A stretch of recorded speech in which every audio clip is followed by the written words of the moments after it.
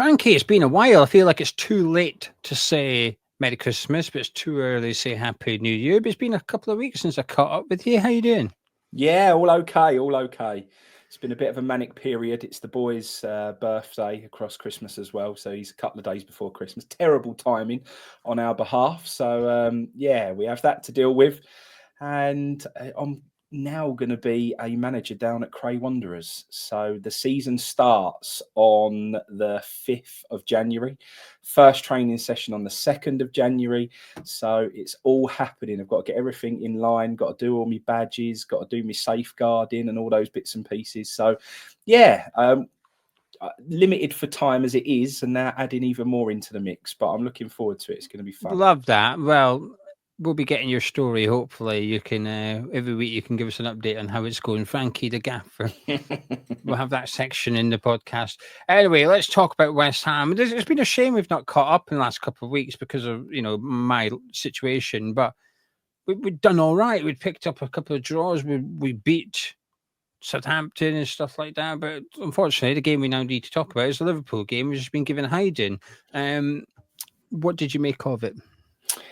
It's on the cards, weren't it, really? Had kind of been getting away with it a little bit, but you sort of take the results and they were okay results. I think if you would have sort of said to us on paper, this would be your points haul from that little run of matches, I think we'd all have been okay with that. So, yeah, I mean, results-wise, it was fine, but performances were still glaringly obvious that we had major issues. And I guess this was just always around the corner. And Liverpool was always going to be the team to hand it to you. So, yeah, I was asked before the match what I thought and how it was going to go. And weirdly, I just had this always optimism that I get before West Ham matches and always back us. And I said, well, I think Kudus might put himself in the shop window a little bit and he might want to perform. And we probably saw a little bit of that. He did try and sort of pick up a little bit, to be honest. And yeah, I just thought maybe we could make it difficult for them. Maybe the 5 at the back might give them some issues. But look, we could put 8 at the back and we would still be the leakiest defence in the league. It's just at the moment we just cannot defend, and it's a massive problem. So I was listening to Gonzo on the forum channel earlier, and he sort of said, it's bad enough not being able to defend, but when you can't create chance, well, that might have been you, Jay. I might have done you a disservice there. I can't remember if it was yourself or Gonzo who said it, but having both things that you can't do is a real bad place to be. And we saw exactly that in the Liverpool game. We couldn't create much, and we was completely leaky at the back as normal. So yeah, big problems. And I don't know, I watched the Ipswich Arsenal game and you just think, just compete. And Ipswich managed to do it against Arsenal, only 1-0. They compete. They've given a good account of themselves. You still got beat as expected, but you think, do you know what? You can sort of suffer that. What you can't suffer is these 5-0 drubbings. They're just not acceptable at any level. And, I would expect a championship team, if they draw Liverpool in the cup, to be able to give them more of a battle than what we did. It's just, as Premier League football, you've got to make it difficult for sides. You've got to show a good account of yourself. You've got to show that there's just it was so vast, the difference between us and them. We were so off the pace. I can't believe how off the pace we were. Like, just in 50-50 duels, we just lost so many of them. Just as that little bit of yard of pace, we lost everything. We just looked so drastically behind Liverpool. And I just don't expect it. And, it keeps happening time and time and time again that we're seeing how far the distance is between this and these teams, and not acceptable, mate. Not acceptable. Yeah, I thought Leicester City made it difficult for them during the week. I mean, Liverpool were always going to win that game, even though they were 1-0 down for large parts of the first half. But they made it difficult. They made Liverpool work for it a little bit. Only a couple of weeks ago, I watched Southampton got beat 3-2 by Liverpool. But again, they made it difficult and made Liverpool work for that 3 points. And the reality is, yesterday, Liverpool only had to turn up for 45 minutes and job was done. And then they were able to treat it like a training session. And I think there was one point, I thought Salah missed quite a few big chances against us yesterday, actually. But there was one he put wide. He is quite a smiley player anyway. I will say it's not just this match. He is quite plays with a smile. But he turned around and just like laughed as if, look at me, look at the chance I've just missed. I thought like he's not even bothered. Like no, their team are missing big chances, and they're not really arsed because A, they know they're already leading and cruising. B, they know there's more to come, and they went on to get another couple of goals in the second half as well. I want to know how you're feeling about the situation. We're going to discuss that, and we're going to discuss the fact that Lopetegui will not be sacked, and he will be in charge of at least the Manchester City game. Before we do that, just one point in direction of Surfshark. If you fancy getting a little bit extra protection for your device, then you can take advantage of an offer we've got for you here at Hamish Chat, giving you 4 months extra free. Go to surfshark.com/Hamish Chat. If you go to that URL, the offer is already applied to your basket. You don't have to click any fancy buttons of that. And it just helps you stay a little bit safer whilst you are online, keeping your personal details private. But also comes with a lot of additional benefits as well.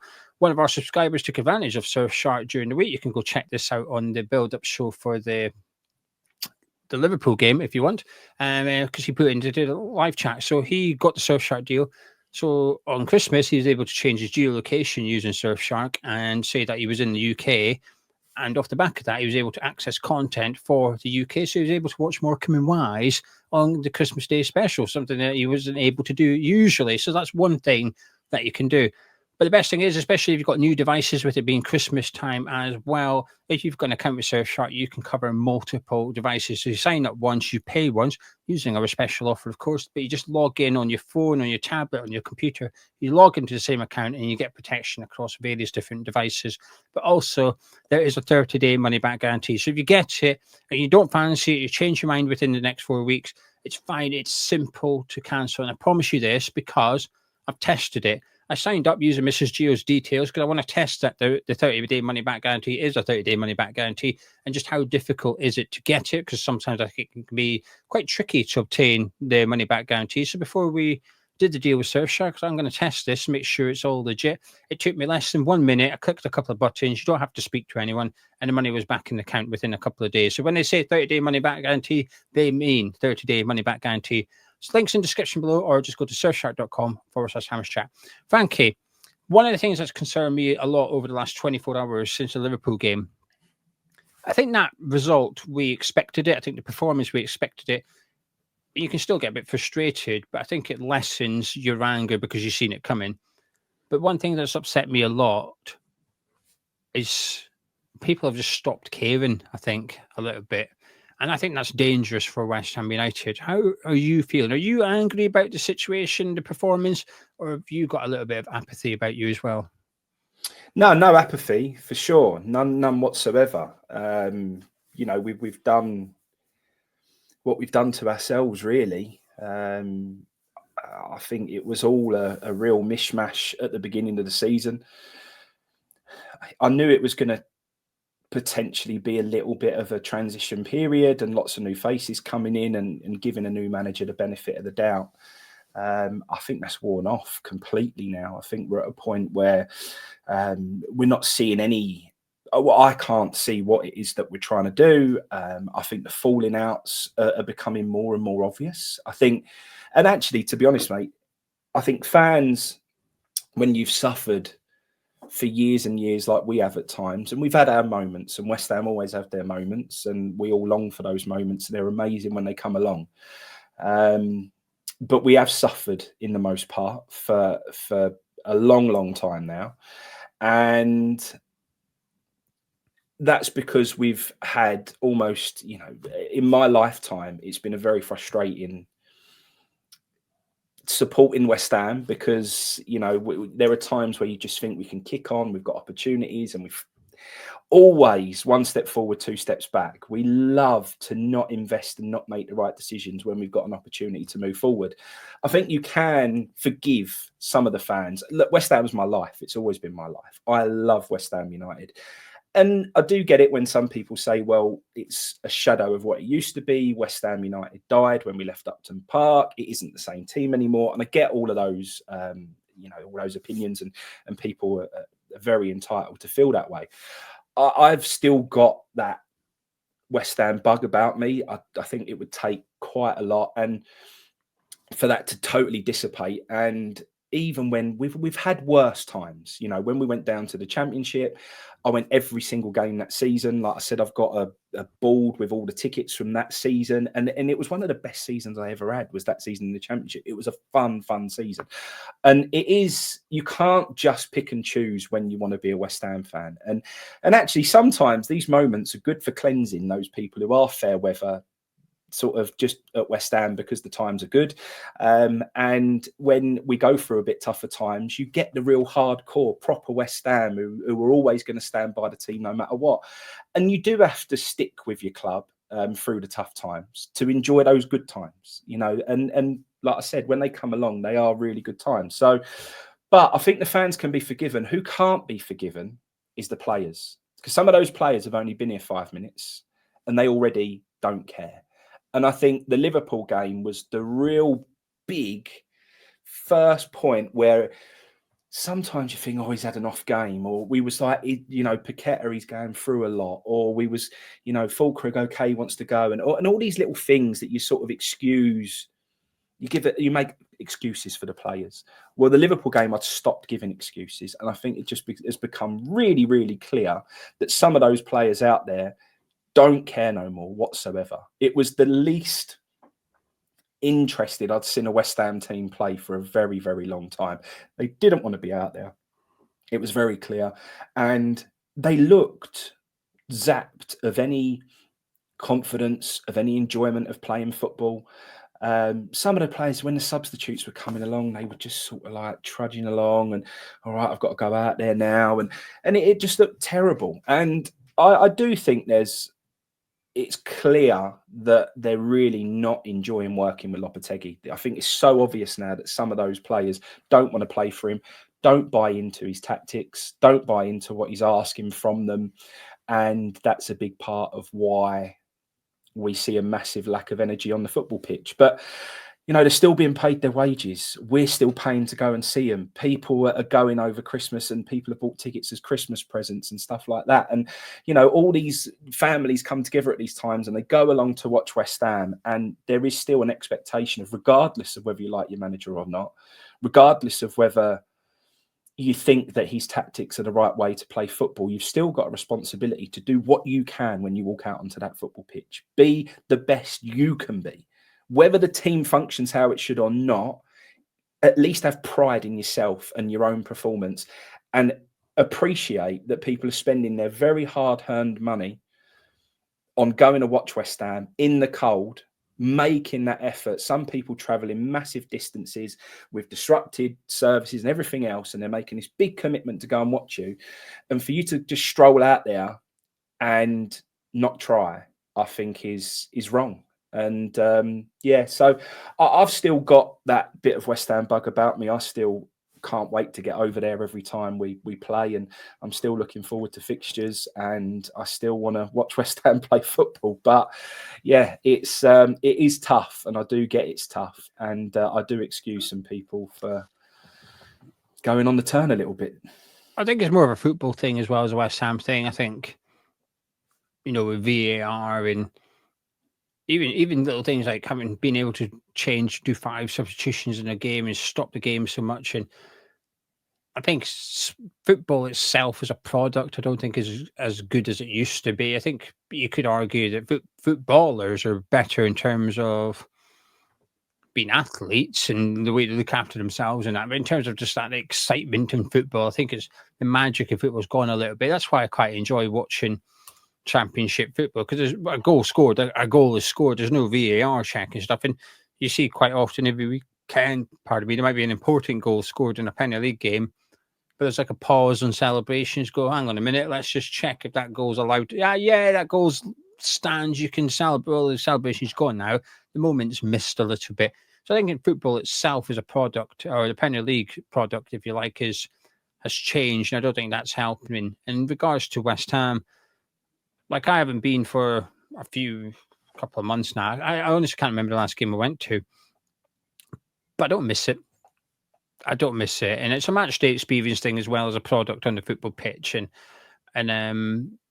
you know, I won't be able to go for the next couple of months anyway. But usually, I feel a bit guilty. I'm like, oh, or I get itchy feet and I want to get back to the next game. Like, look at the fixtures. What one can I go to? What the hotel prices? What the train prices like? When can I get down to the next one? I don't really got that in me at the minute. I'm a bit like, well, I don't have that burning desire to get back, but I know I still care because I still get wound up. Like I was pissed off big time with Lucas Paqueta's performance yesterday. So I can't say I don't care and then get really hacked off at someone playing for West Ham because that suggests I do care. I know I care. I still look forward to the games to some extent. And I think a change in manager, I think, would spark a lot of the flames that maybe have gone out a little bit of people that perhaps aren't looking forward to Man City game. I think if you were to change the manager, I think suddenly it'd be like, well, hang on a minute. Now I'm interested again because I can start to look forward to football a bit more. However, that won't be happening this week. Thank you. The updates from the likes of Sean Whetstone, the ExWHUEmployee, is that Lopetegui is under pressure, but he will not be sacked yet. And in fairness, there was updates before the game against Liverpool, which were that the board were obviously happy with the recent results, but they weren't happy with the performances, as you alluded at the start of the video. You know, 8 points from 12, all good, but the performances perhaps weren't great, and the board were aware of that, and they also thought the performances weren't quite up to scratch. Do you think it's lip service? Do you think they're just playing to the fans a little bit to say, oh, he's under pressure, we might sack him just to try and appease us, or do you generally think he's under pressure going into the next couple of games? I think a lot of what they do is to appease us. I think they know they need to make some noise to try and calm things down and try and keep people, going to matches and so on. But I don't know. It's I don't think they're under pressure to make a decision. I think with our positioning in the league, and I don't think they're under pressure to act in January either. And that's the big problem. We've seen it so many times where we're all crying out for changes in January because we know what we need as a team. But again, unless we're being threatened with our Premier League status, they don't make moves. They just don't. And we all know that all their ambition is to stay in the Premier League. That little run of results we had went a long way to keeping us out of trouble. There are some teams that are really in dire straits and are not looking like they're going to be able to turn their form around. So I don't think they're, looking over their shoulders and thinking, well, teams might go on a run here and we might get sucked into it. I think they're comfortable. I don't think there's any reason or anything that they're seeing at the moment as to why they should make a rash decision. And this is the thing, isn't it? A lot of people would see it as before that game against Liverpool, with the results we had, as you said, 8 points from 12. And don't please think this is my feelings on this. I'm just talking as where the board would be.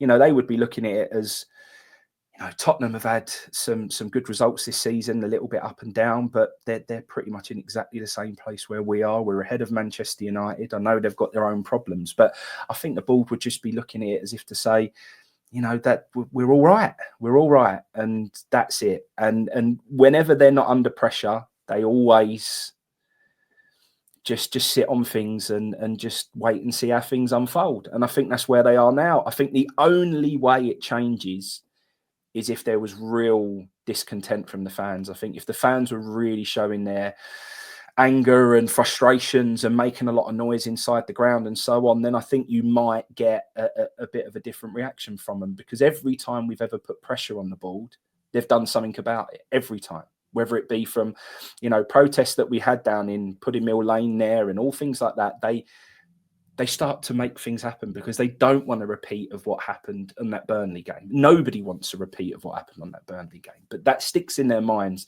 and they don't want that. So every time we've ever shown a bit of discontent, anger and frustration, and we've started to actually stand up in numbers, all of a sudden they do react, and they do. And whether that be from inviting fan channels about the experience in the stadium, whether it be about transfers and stuff, they pull their finger out. So all the time, I think we're all just what you said, not really caring no more. That also plays into their hands perfectly. That just makes them think, right, so West Ham fans don't care anymore. Great. Our Premier League status is still looking pretty secure for another season, and we'll pick up enough wins that we'll be all right this season. To them, that's it. We're happy. We haven't got to do anything. don't disagree with a word you've just said there, Frankie. You can just copy paste, and that will be echoing my sentiments. Just to round this off, then, just to summarise. I don't want to put words in your mouth, but assuming you're still wanting change in the dugout. Yeah, it's so important. It's not going to get better, is it? I think we all No. know that now. And sometimes you can look at things and you think, well, maybe it would get better. If I felt the board were going to actually go and be active in January and try and pick up players that might allow Lopetegui to play the way he likes to play football, you could probably then argue, well, he needs a bit longer anyway, because let's see what he can do with this next window. But they're not going to act in a window. They're not going to give him what he wants. So that isn't going to change anything. And actually, there's two flips of the coin there, isn't there? It's one, giving the players he needs as a last chance to see if he can actually do what he needs to do at West Ham and managing this football club. The other side of it is, well, don't give him any money, because we're going to need to give that to the new guy. So I get it. It's really difficult to know the best way to do it. I think the majority of people would say, don't take that gamble on him and give him that second chance. Just make the change now and let the new man come in and get what he needs. And that's where I am, really. I've been really patient. I always said at the beginning of the season, I don't want to be a typical Arsenal approach to this stuff and start screaming for a manager's head when he hasn't had enough time. But we're just seeing nothing. We're seeing every single 45 minutes that in the next 45 minutes he's got to make drastic changes to try and turn things around. And I said that had to stop. It had to get to a point where he knew his best team, he knew his best formation, he knew the players he wanted to play, and we needed to see that consistently, playing the same team, seeing it get better, seeing us performances get better, and then you would be able to hold on to something and say, well, maybe this will work out. But we're seeing none of that. He still seems clueless as to what his best 11 is. He still seems clueless as to what his best formation is. And when you see the whole squad, I don't even think it's a lost the dressing room thing. I don't like that phrase anyway. But I think you can just tell that players just don't believe in what's going on anymore. And when you get to that stage and they've checked out and they're not trying anymore, you have to change something. And the sooner, the better. So, yeah, change as quickly as possible, really, for me. Well, I agree, but unfortunately, we're not going to see it, and not until after the Manchester City game, at least. But you guys, thank you very much for joining us at home. Let us know your thoughts in the comments below, as always. Frankie, thank you very much. I enjoyed our catch up in Chinwag. I look forward to the next one. But you guys at home have enjoyed as well. Please do drop a like on it by clicking thumbs up. Sky, you can have a chat with myself and Frankie. Catch you in a bit.